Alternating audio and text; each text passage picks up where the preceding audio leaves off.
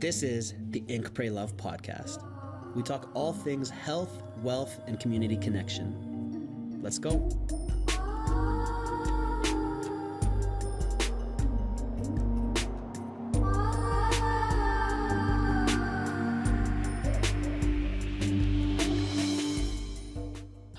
Welcome back to the Ink, Pray, Love podcast. We are here in the Lighthouse Studios in Bali, the premier space where you can film a podcast or a course or all sorts of amazing things. So when you come down to Bali and you want to shoot some content, come to the Lighthouse. But today I have a very, very special guest, someone I have mad respect for, an absolute female powerhouse CEO, boss, mother of four, someone who commands respect. And then we laugh. She really has respect her. Put some respect on her name. That was in our memes earlier. This is Paz Fourcard. She has been a beast in business on the island, and I've known her for a little while, and I've always just admired what you have done here on the island. Just the person you are.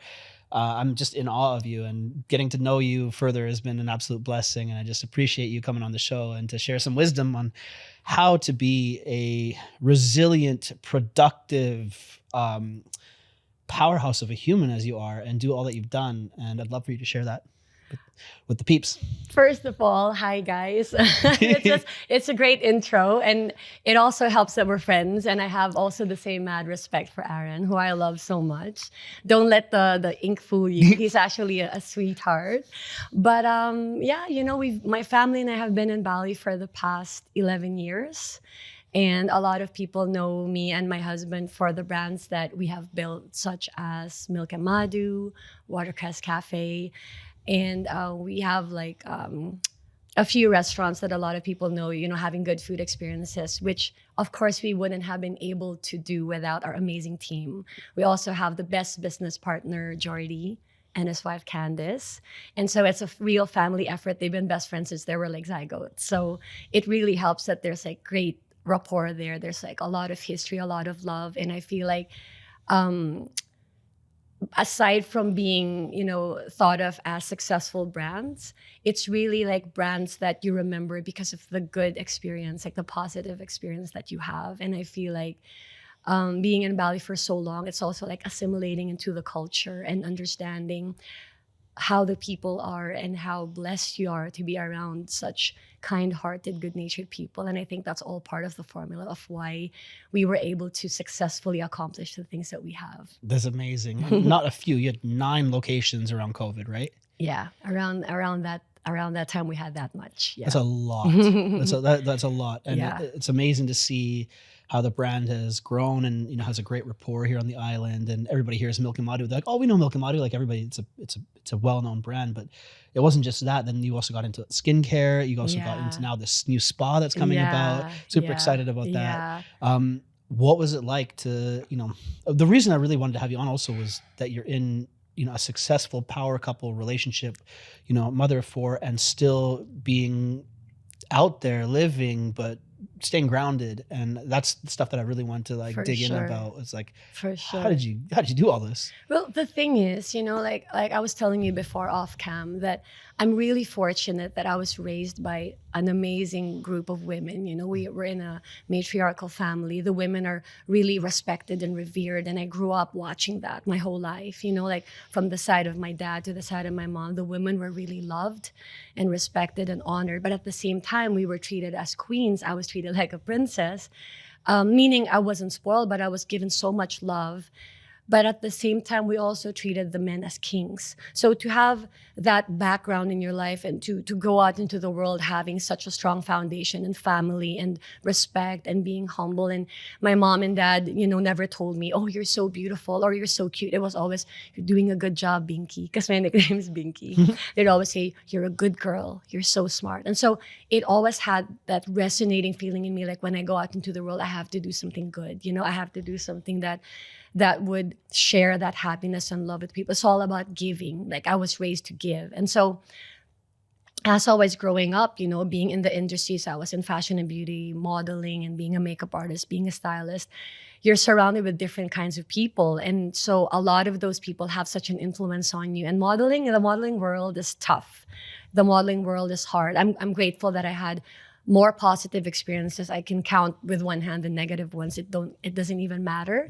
I feel like I was raised in a home where what mattered was what's happening right now. You don't focus on the past, you don't focus on the future, but what you can do right now. And more than anything, I saw my mother and my grandmother and my aunt, who's like a second mom to me. They always took care of themselves. So I grew up in a family. The women were always beautiful. They were always like well dressed. They ate well. They spoke well. They had great manners. So having that also like built this strength in me, and this attitude of I am not going to take anything less than. I am not going to accept anything less than. And before you are a mother, before you are a wife, you are you. And you can't give what you don't have. And so I always tell my husband, I always tell my kids, I tell my friends, who come up to me and say, they're not really satisfied with their marriage, not satisfied, their children aren't listening.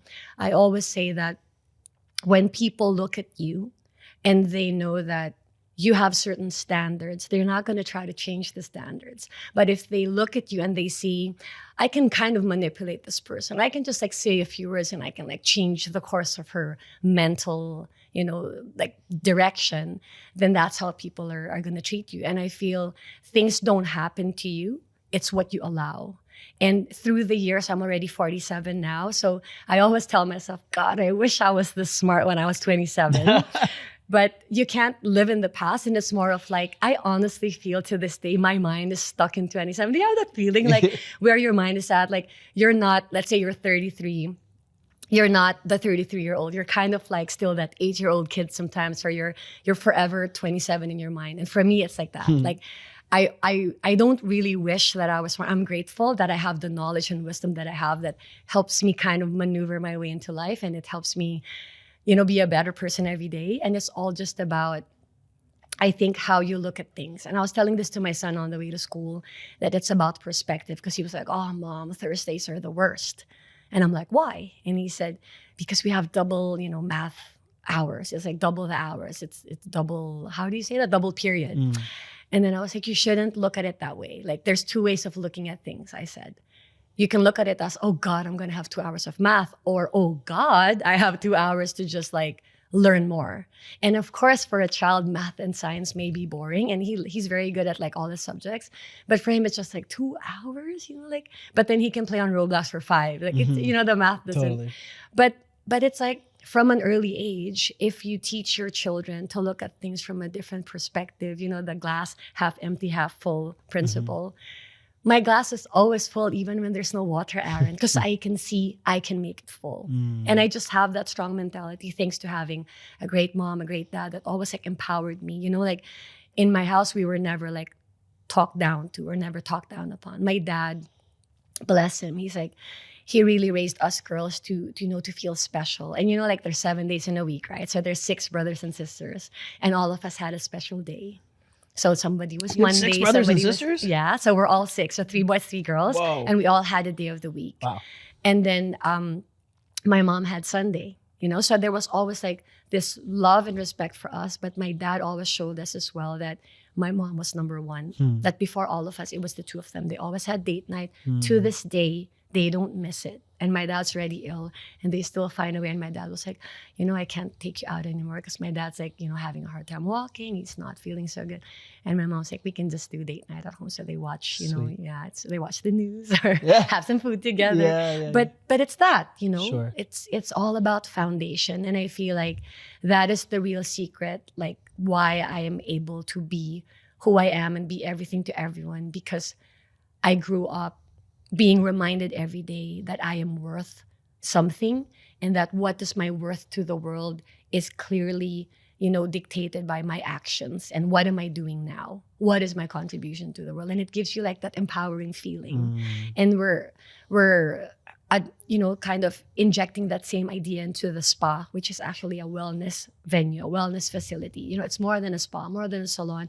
It's a place that's like designed to be run by moms, run by women. It's not just, solely for moms, obviously, but there are a lot of moms that I talk to from Bali that are, burnt out, a lot of them don't have nannies, or the nannies are always like disappearing, running away, or they're not able to do the work. And so the moms find themselves having just one choice, you know, and it's very normal everywhere in the world. You either take care of the kids, you have to be a full-time mom, or you work and then get childcare, which is never the same. And so it's like this incessant cycle. And one of the reasons why I chose to live in Bali is because I will be able to do that with the, you know, the army of people that support me. Like the nanny that I have has been with us for so many years, and she's like the second mom of my kids. And she helps you on certain hours of the day because she also has to take care of her child. And so this whole, you know, system, this whole ecosystem of mothers is kind of that invisible force that runs us all. Totally. And the idea behind the spa was working together with the moms who are already like so experienced in therapy, so experienced in massage, so experienced in cream bath and lulur and bore, and all of the traditional Balinese, you know, treatments that so many people in the world come for.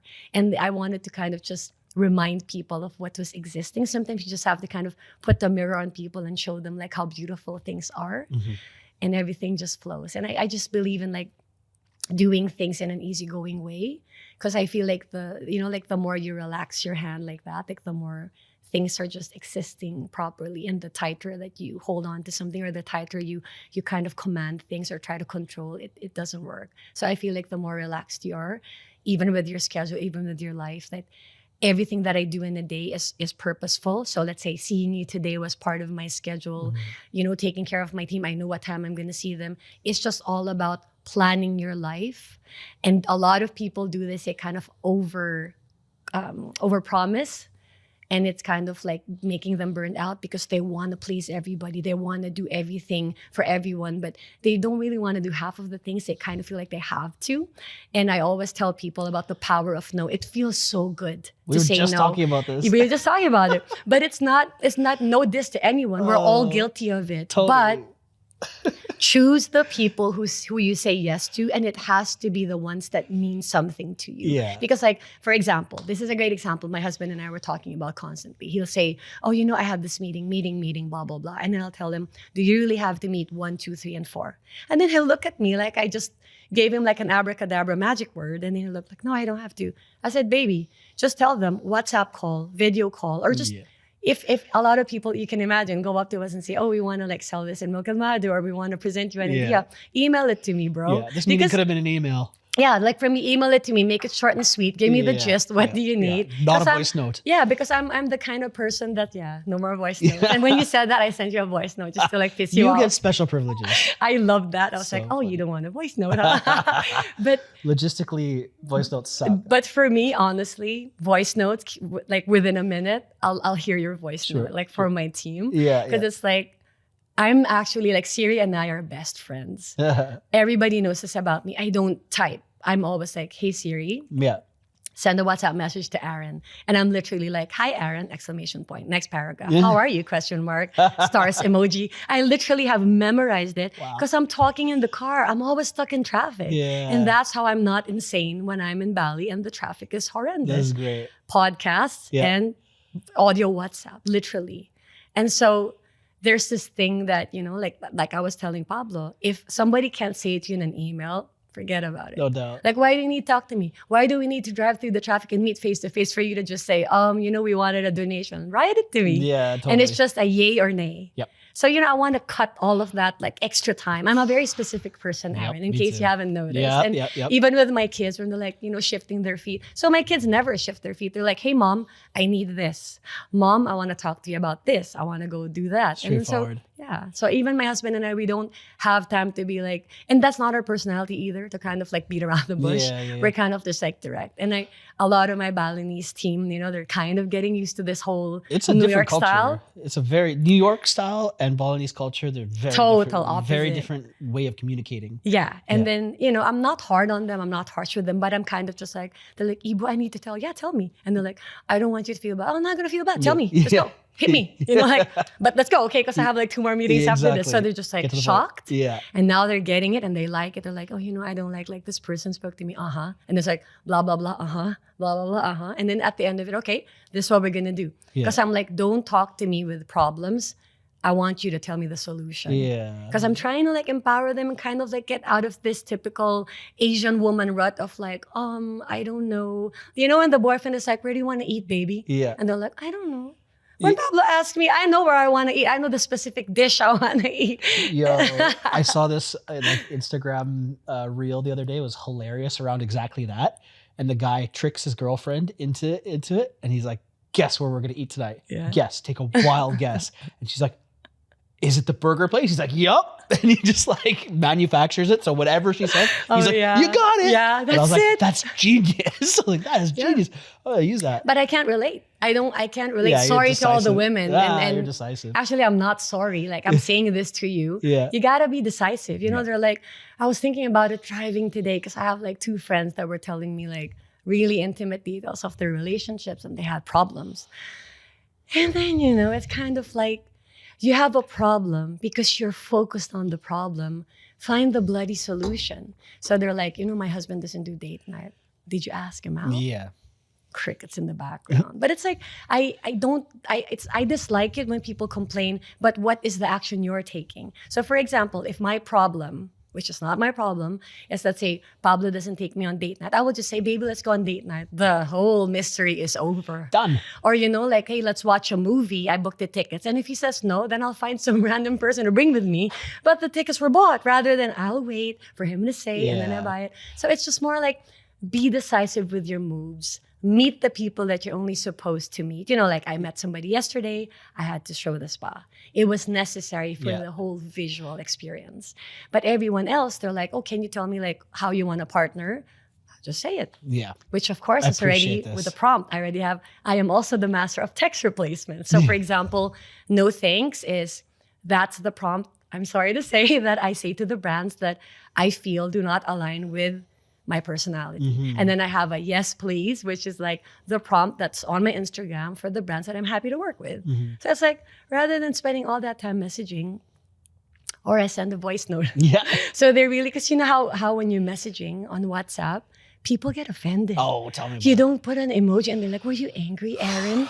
And you're like, dude, I was in the toilet. I was rushing. My girlfriend was talking to me. That Doing was 3 why. things at once. And if it's you like you need an sugarcoat it- emoji when you're in Bali, and man. it's like voice notes. You're sure? Yeah. I'm the anti-Aren. For me, it's like, now do you hear? Yes, get I'm it. upset. yeah. Well, it's like definitely I've had to learn this many times in my entrepreneurial journey. It's like, don't give critical feedback over message on WhatsApp because it fucks shit up. And they obsess about it. And you come back to work and it's either the evil eye or it's the swollen eye from crying. And you're just like I asked 2 friends of mine, come with me to the spa.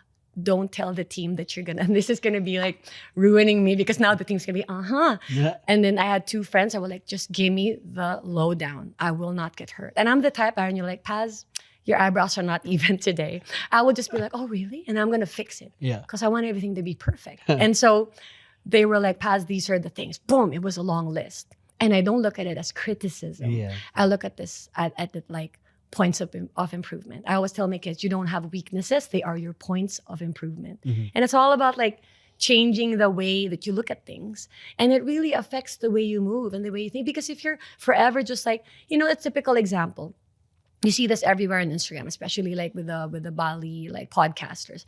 They're talking about their childhood trauma. And note this to anyone, a lot of people have childhood trauma. This happened to me 25 years ago. Mm-hmm. For me, it's like, I get it. You were abused. You didn't have a good dad. You have mom issues. Something bad happened to you in your life. But why are we still there? Why are we still talking about that when 2024 is right in front of you? There's still 4 or 5 months to go. Just claim it. Do it. You know, and I hate whiny girls and I hate the most whiny boys. And it's just like, what are you doing today to take action? And I get, you know, comments from people, oh, you guys built me a Madu. I want to be successful just like you. And I look at them. Are you ready to bleed? Are you ready to sacrifice every single waking hour of your life, working until midnight, balancing your child while you're pregnant and taking care of your, you know, your businesses and your husband? Basically, you don't live a life. You don't do your whole Bali vacation thing. But at the end of 10 years, you will be successful. Are you ready to give your heart and soul? 70% of the time, those people are going to look at you again with crickets in the background because they're not willing to put in the work. So going to the first comment you made about being successful and being a powerhouse, I am not a powerhouse. I am just a decisive woman that this is what I want in my life. This is what I will take and not allow. And then I'm ready to drive. I go, that. you know? Yeah, totally. Know And what I you don't mean. wait for you. Like, I have a plan. So if you're part of the plan, great. Yeah. If you're slow, I gotta go. Yeah. You know, it's like that. That's exactly how I feel. Like in so many ways, I You feel have exactly to. those things. I have to. I mean, I work about 6 or 7 days a week, but I like what I do. And Exactly. It's just my life. That's Like, I another just- thing. yeah. You have to love what you gotta do. love the So game. you can have a restaurant, but you're not really into restaurant. Yeah. It's gonna show. And Yeah. you know, a lot of people we know, they open restaurants and then the restaurant doesn't really do well, or any business, spa, hotel, whatever. But they're not there in the business. And a big secret, a big reason why I feel our restaurants did well was Pablo, me, our partners, we were there every single day. We were literally bussing tables, helping in the kitchen. I did like all the marketing and PR, and everyone was helping out in every way they could. That was even beyond the job description, you know? So you have to give more than is expected. You have to like just want to do more, be more, give more, but not more in the sense that you're going to be exhausted. Because it's like when you go to the gym. You love going to the gym. A lot of people like going to the gym. And for some people, it's a chore, I don't want to go. So when you have that mindset, it affects your groove. But when you go to the gym, I'm like, I just want to have an amazing body. I want to be strong. I want to be healthy. You go in there, you play your favorite music, and every cell in your body is working with you for that goal. But when just one thing blocks that part of your mind or part of your body, it has to work in synergy. And then once you have that fear or that doubt or that laziness, it's not going to happen. How do you get through that? Do you get those doubts and the laziness? You get these days where you're like, fuck it. Well, you know, I'm different. I have 4 kids. I have my husband. I have a lot of, you know, teams waiting for me. I have no room for laziness. You don't got the luxury of fuck it. Yeah. Damn. And for me, it's like, I like not having to say fuck it. For me, my fuck it is like, I'm sick today. Fuck it. I get up and I wear something nice. I fix my hair. I put like my favorite lipstick. I always play hip hop in the morning. As soon as the kids are dropped off, it's like, I told this to my husband yesterday. I go, you want to hear how loud I make it in the morning? So I put like volume 40. Yeah. We were like listening to just Kendrick Lamar. I'm just like, give me my Kendrick. And it's like this misconception that moms are supposed to be like, you know, classical music in the background, Yeah. super perfect. Like, you know, it works for some people, but for me, like, I need to have that balance. What's and your I was favorite- telling you this off cam, like, I like to have a drink before I sleep. Because Yeah. I love to have a whiskey, to have a bourbon. Like when somebody gives me like a Cosmopolitan, it takes me a while to understand what's inside. Because for me, it's like, you don't need to mix anything for me. Just give it to me pure. And I feel like that's another thing I want to say to women and moms, you know, like there's so many moms that complain about life. And it's because you're allowing your life to take control of you. Oh, I'm a mom. Oh, I got fat. Dude, work out in your house. Do like calisthenics. Do something. Put on a YouTube video. Do something. Or like my relationship with my husband is the same. Work on yourself. Like when you work on yourself, everybody else feels that energy and they just want to be part of that. So when it's negative, the energy is negative. If it's positive, it's positive. You know? And I feel like people take for granted that the concept of energy, like it's really contagious. You know, yawning and energy is super contagious. Totally. Right? Look at you though, Bourbon and Kendrick Lamar. As a gangster, I love this. What's your favorite Kendrick Lamar song? Money trees. It's a good one. Yeah. I was Just listening- anything Kendrick. I was listening to Rich Spirit this morning while I was brushing my teeth. So Right? it's funny. That's my favorite. It's Lamar Kendrick, song. right? Yeah, it's great. And then there's a Beyonce song with Kendrick Lamar. It's Freedom. Okay. I like listening. You have to listen to that. I'll check it one. out. But you know, I have a crush on Post Malone. So Wow. I listen. I know. I didn't see that one coming. I know. Dude I'm looks actually like he cooks meth. No, he doesn't. We're close. I wish. No. So I really claim to have studied the whole like discography of Post Malone, Okay. and you can see the maturity, like even like how he looks. Like sure, maybe he looked like that once upon a time, but like put all the lights out, And if you listen to the music, you're hearing a person that's maturing. He's in this party phase. Yeah. He gets sick of it. Now he's doing country. Great. But there's just like some songs that are just, when you just want to let loose. Wow. That's what it is. Yeah, but I like Motley Crue. That's my second favorite. Not a lot of people know that. That's a good song. Wow. But that's me. And then Motley Crue. But those are my me. Those are my top ones of.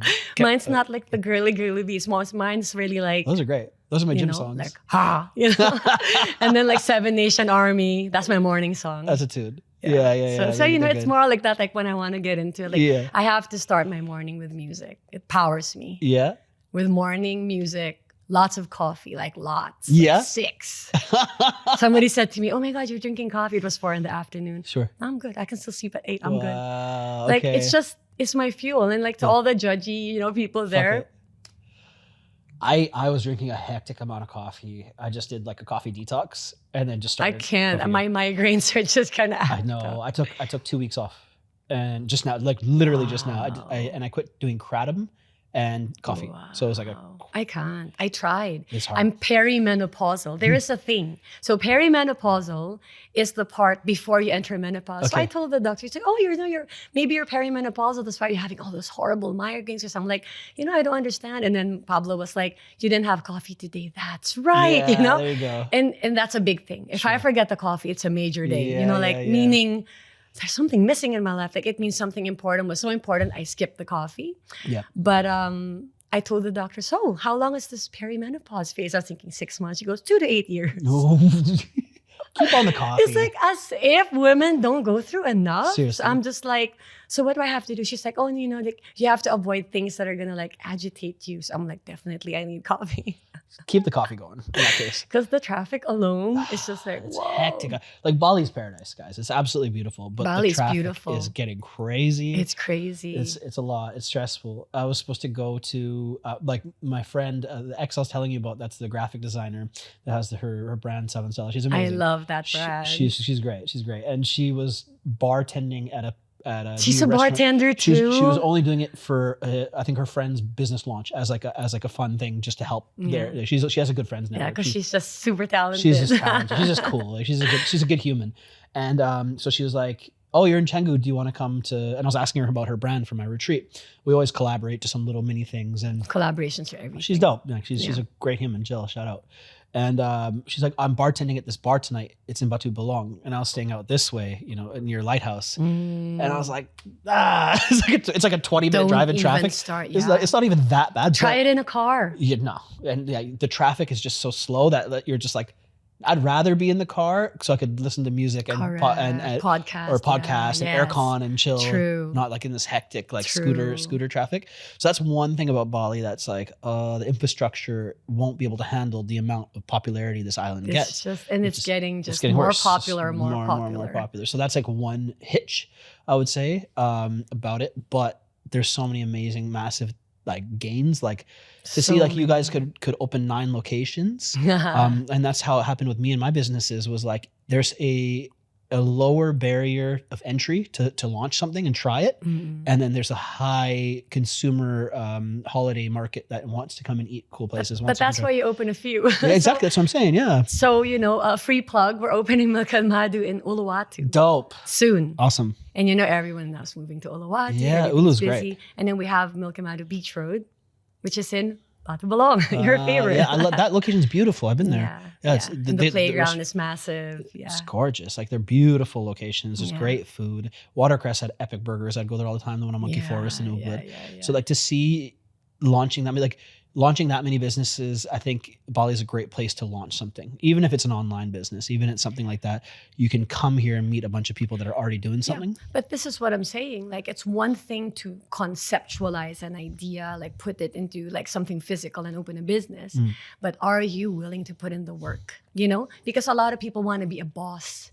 I don't like it when people call me boss lady. I find it so weird because it's like, you're not a boss lady, you're not a boss. It's like, you just have to make a decision that I'm going to make this business and I'm going to give my best to make it work. And sometimes intention is not enough. Obviously skill, obviously having an amazing team. Without the team, there's nothing. They're the skeleton of the brand. And once the Westerners who come in here the ones that are like treating the locals as if they're furniture. workers, they're furniture. Yeah. They understand very quickly it is not the case. Like No. we have so much love and reverence for Bali and the people, and just we are so lucky to be like their welcome guests. And that's what I remind everyone. We are guests. And you're trying to just make the house more beautiful. You know, you have to be useful. You have to be somebody that's gonna help, add value. Yeah, add value. And when they want to open a business, like maybe it's gonna do well, your friends come for the first few weeks, but it's all about longevity and tenacity. And when people think of the restaurants that we have, it's two things that they mostly think about, especially like in general. They think that it's really good, wholesome food, The portions are very generous. The staff, they're very warm. And then when it comes to Milk and Madu, it's always like child-friendly, And it was like, it addressed something that the market needed at that time, which we opened 11, 12 years ago. And it's something that is still good to this day because there is consistency. There's follow-up. The team gets better and better. They get more used to the job. But at the same time, as the parents of the group, we are constantly showing our presence and involvement and interest. So, you have to really do it from the heart, Even like you see a lot of people like they're coaches, right? Half of the time they stop being a coach and they say it's hard. But it's like, who is the target market that you really want versus who really needs to hear it or who really needs that advice, So it's kind of just constantly filtering it, kind of constantly, like working on the sculpture. I love that. It doesn't have to feel like work. It's if you love what you do, like you were saying, it comes very naturally. But when you start, making it self-centric and about your success, you're forgetting the bigger picture. I love that. And the bigger picture is the purpose. What is the purpose? Definitely. And something else you said about like the tenacity and what it takes to like separate an idea from conception to like pulling it off. I kind of feel like entrepreneurialism, you have to say the word right, first of all. Secondly, and you have to be able to spell it. Yeah, that's a hard word to spell. It really is. Is like, can you get hit in the face with like an emotional baseball bat and then still go to work the next morning and be productive? Like, always. That's like one of the things I feel like is a test of like, can you go into business for yourself? Can you be fucked emotionally? And you know whatever? what? There's nothing wrong if you're fucked emotionally. You can't go to work the next day. Sure. Call it like a day off. Sure. Because you are human at the end of the day. And it all goes back to what I said. You can't give what you don't have. So you're also human. Even Superman has his kryptonite, right? Yeah. But have there been days like Pablo and I, Jordy, Candice, all of us were there days so we were feeling shitty and couldn't go to work? Yeah, a lot of times. I don't know if you remember Milk and Madu, Brawa burned down. Yeah. That was a big one. Wow. We were coming from a trip. We didn't take a vacation for years. Like people don't understand this concept. Years. When you tell a Westerner who's normally used to traveling and you tell them you have to stay put for a while, especially my husband, he's a nomad. We really didn't have the capacity to go on vacation with all of our kids. We have a lot of kids, a lot of responsibilities. So all of the income was being funneled back into the business. All of that effort was being funneled back. So finally, we get on this vacation. And then my husband was saying, so do you want to go to Spain and come back on the 28th? Or do you want to just go back on the 21st? I believe we were in Thailand at the time. We were doing a tour, kind of like around the world tour, because we worked so hard and we just wanted to feel that we were traveling and really get the best of it with the kids. And then I just told him, I just have this feeling. I've always have like this strong inkling of things. And I said, let's go home. That's why I won't forget the date. So we went home, fell asleep. We were super tired. We got home maybe at, we were in bed at midnight. And then I remember I could hear Jordy's voice outside. And he's like, Pablo. And I said, oh my God, did something happen to Jordy? The way he was saying was, I thought something happened to him and his family. So I rushed out. I was literally in whatever I was sleeping in. And then he was like, Milk and Madu's gone. And then I was like, I thought, somebody robbed us. Because we had a safe in the office and I thought maybe they took money from the safe. There's like barely anything there. Which would have been the best case. Yeah, would have been the best case. Yeah. And then they're like, check your phones. Have you not been checking your phones? And we didn't change our SIMs yet from Australia. And I fucking opened the WhatsApp and there's so many missed calls. There's so many messages and videos. And I clicked on one and Milk and Madu was burning. Wow.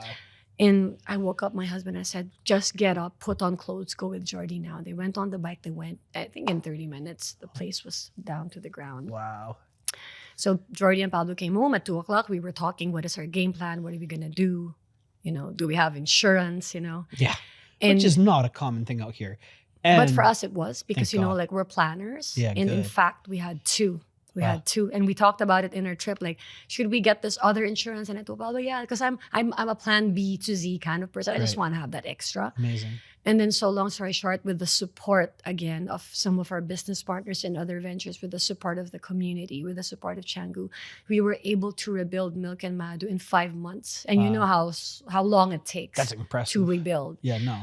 And we did a pop-up just down the road. We took over a friend's restaurant and, we did it there. And in the beginning, it took time for people to know about the pop-up. And it was just like, we really like crawled at that point, but then we got back up.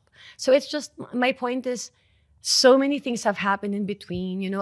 I've had a miscarriage and I had to go to work the next day. If Pablo and I are not, well, let's say we had an argument, we have to go back the next day and face each other. We're working as if nothing happened.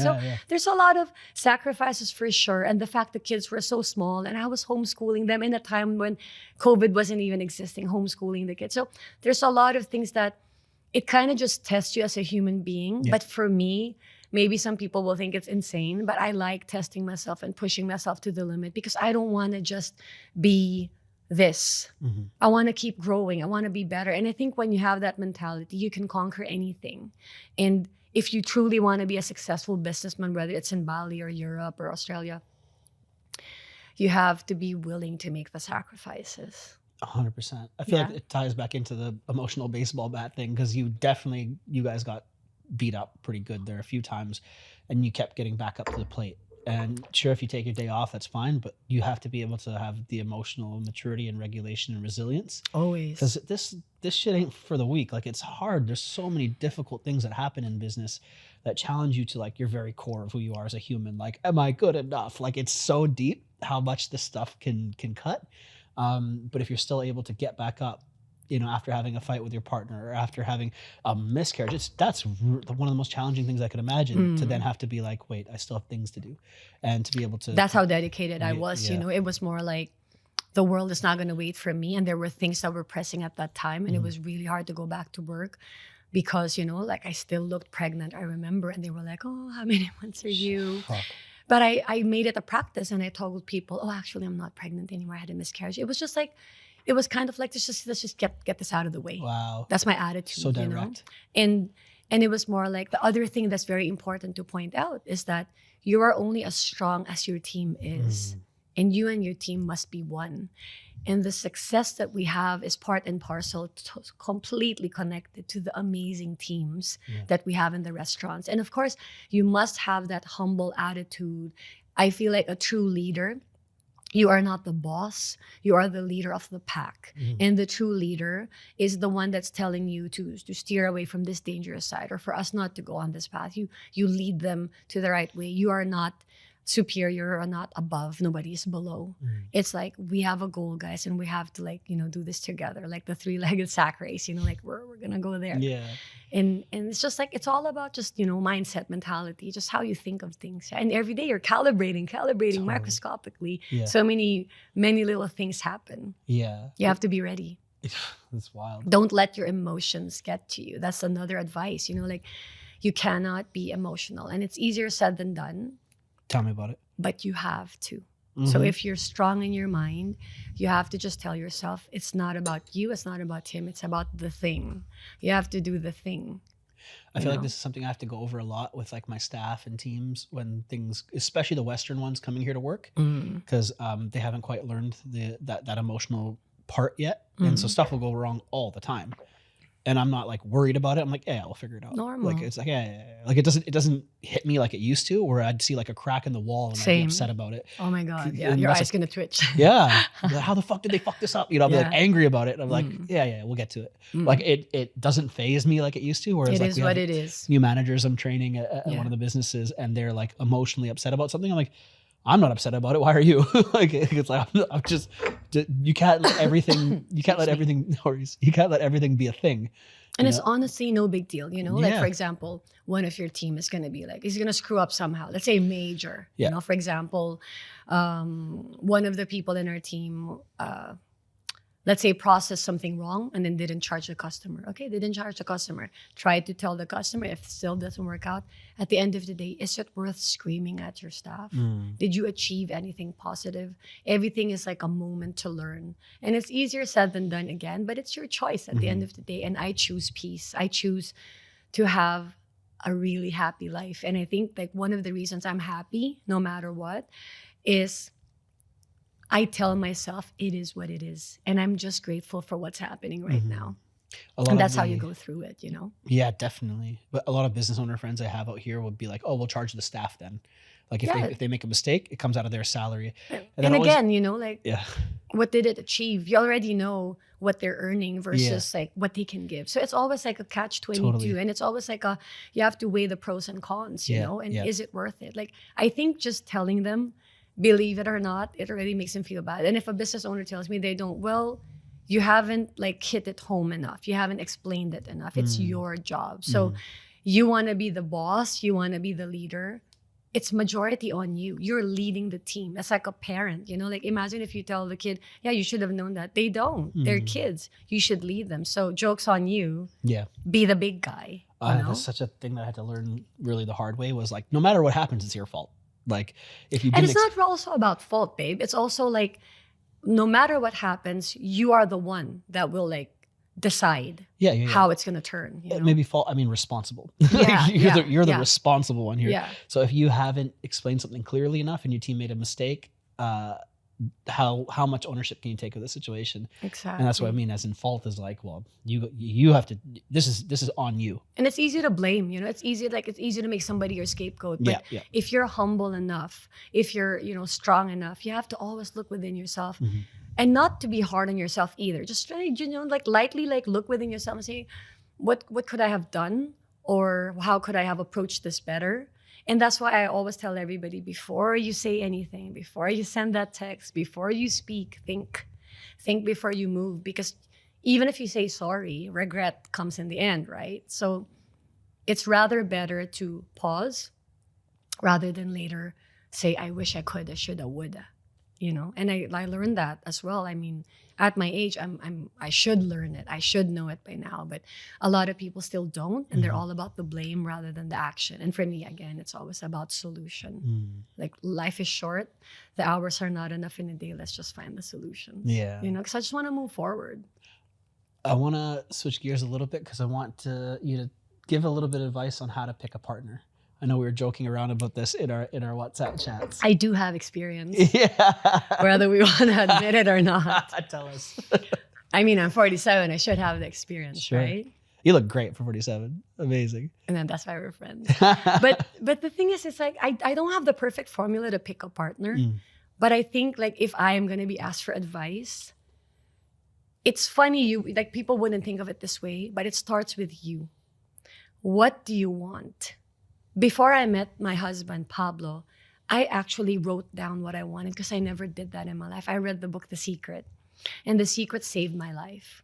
I used to be just like going out, partying. I mean, not partying drugs, just going out, going, you know, to the clubs, being with my friends. I was, you know, modeling. I was like living the high life. Everything was just given to me. Everything was easy, but I was always feeling unfulfilled and I felt empty, and I dated all the handsome guys and I met all the handsome guys, and it was just like, picture perfect, but so lacking. And then so before I moved to Bali, I was going through this phase of like, you know what? I think like the way for me to be happy is that I can be alone and just be by myself.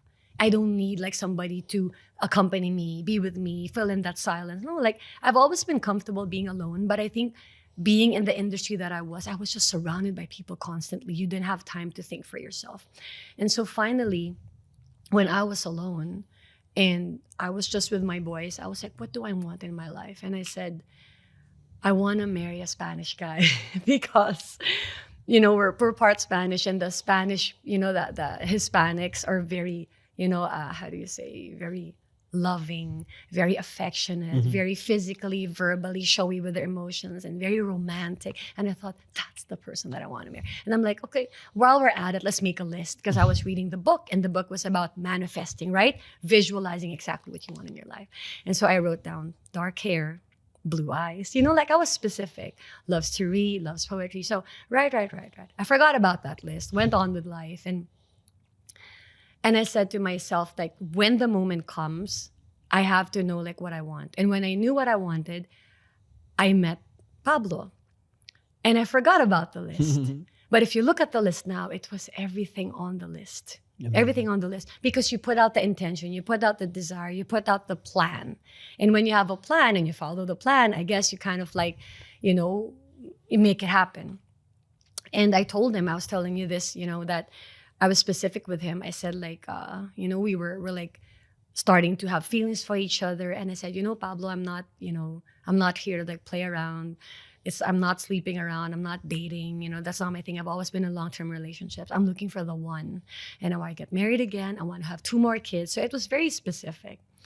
And I know that I'm a strong woman, so it takes a stronger man to kind of be with me, because it's like when I want to go somewhere, I want to go. I don't ask permission. My own parents, I don't ask permission from. So I don't want to feel like I'm tied down, controlled, and suffocated, So I need somebody that's comfortable with that. And Pablo is the same. He wants to be able to travel, do what he wants. And motherhood has never stopped me from doing what I wanted. So I just told myself, like, for example, for the line of work I'm going to do, that's why I got into makeup artistry. It's a job that I can do, earn good money, but I can choose the days when I don't work so I can be with my kids. And so when I got to Bali and got together with Pablo, I was very specific about that. And so I feel for you to find the right partner, you have to really know yourself, know thyself, like what is it that you want in the first place, right? It's like you're going shopping. What are we shopping for? When you're going randomly, you can just like buy something that you're going to regret in the end, or kind of like, why did I spend my money on that? But when you save up for something and you're sure this is the YSL bag exact model that I want, this is just hypothetical. Obviously, it's not a real example, but you get it, right? Sure. And so like with the partner, a lot of guys are going to date this hot girl, like beautiful body. She looks hot and whatever. But deep inside, they want a girl that's going to take care of them. But then you end up taking care of this girl and buying her stuff. And you just fall in this trap and cycle. And it's this worrying cycle of unhappiness because you're not being honest with yourself. So like me, the husband that I want, even now that I have Pablo, is a husband that is self-sufficient, independent, strong, able. Like he just does whatever he wants and spends time with me when he can. Because I'm all about the quality time. I don't need you there like every day. I just want to have those moments. And we take care of the kids and we do everything.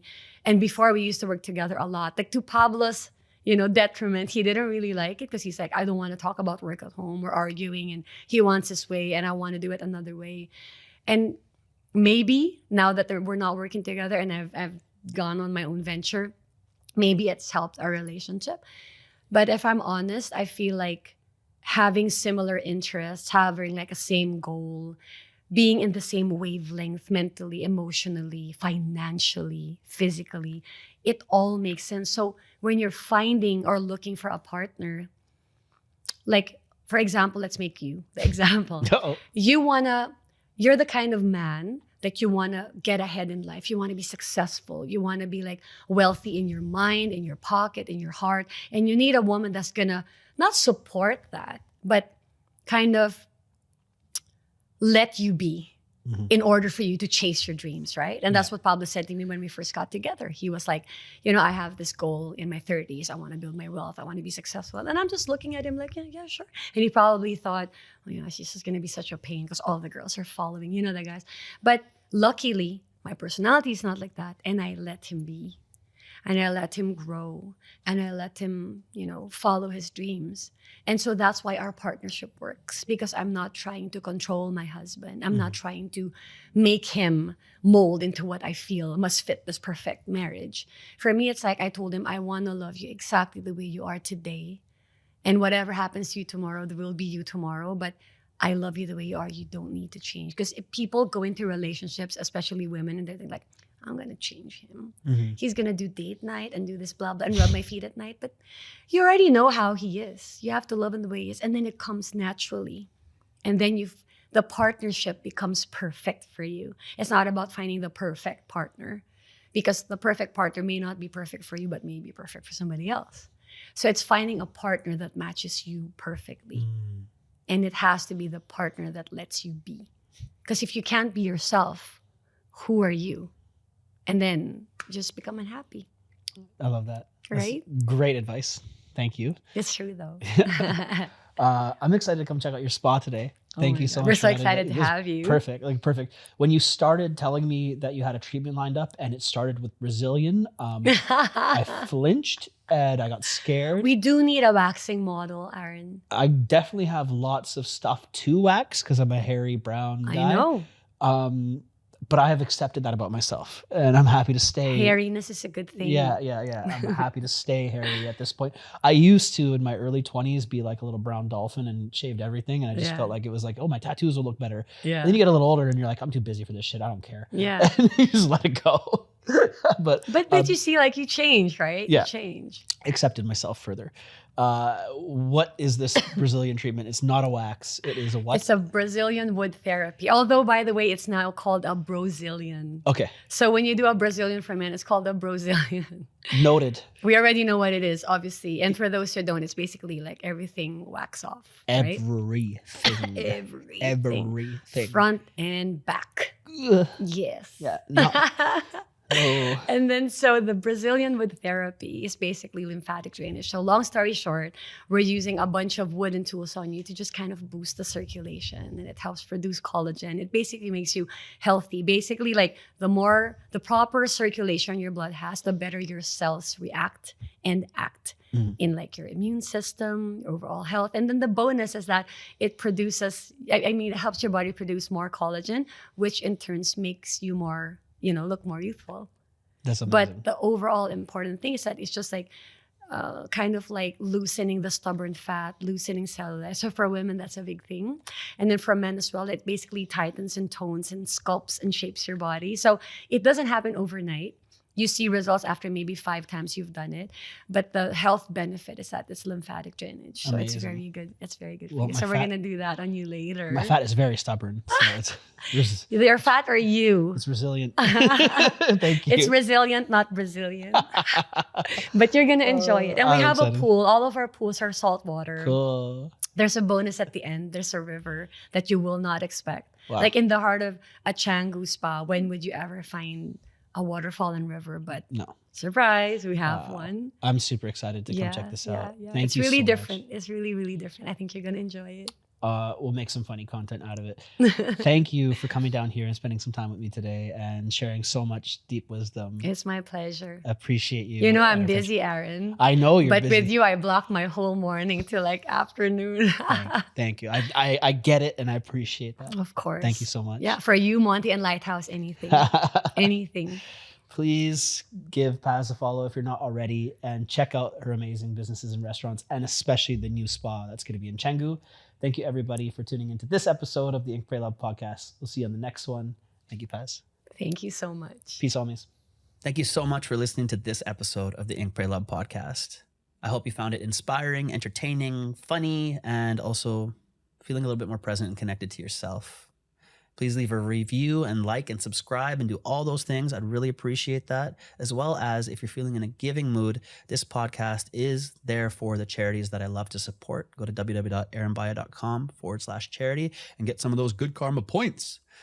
This podcast is brought to you by Lighthouse Studios in Bali, as well as Full Reset Coaching. That is my coaching practice. And if you're looking for help in business, inner game impact, and building your legacy to be something you're proud of, your brand, your business, and how you walk the earth and who you impact, and also having the mindset and the heart set to be able to be happy handling it all.